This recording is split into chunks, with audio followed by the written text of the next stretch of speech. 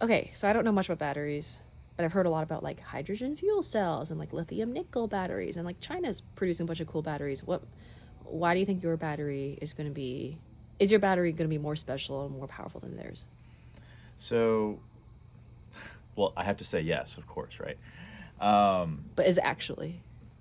uh, Essentially, in order to get this battery to work, we have to perform several almost miracles in order to get it uh, to deliver on its full promises. But these are engineering challenges. Matcha. Thank you for the matcha. Yes. Matcha. Mm. If you guys don't like battery Ugh, talk, check out the gross. Oh, matcha. so gross. Um, but ultimately, so hydrogen fuel cells, while they seem great, they lose most of their energy density just because the weight of the tanks to hold the compressed hydrogen um, essentially eliminates a lot of the weight savings.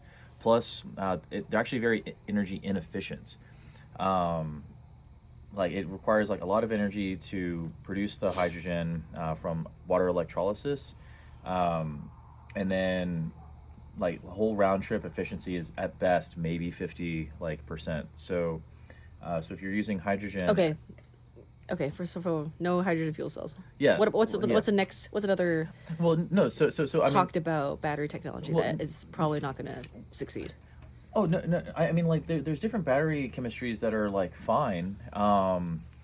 And like I mean like lithium ion has done a great job. There's LFP lithium ion, which is like lithium iron phosphate for your positive electrode, also known as the cathode. Well, then if these other technologies are fine, then why does the world need sodium air battery? Because they're still too expensive, and they don't have the performance that we need to make all this work. Plus, also from a national security perspective, China controls about 95% of the global lithium-ion battery supply chain, and so from a national security perspective, um, looking at how drones have pretty much dominated modern warfare now, you now need a drone supply chain and a battery supply chain in order to compete, and China dominates both of those.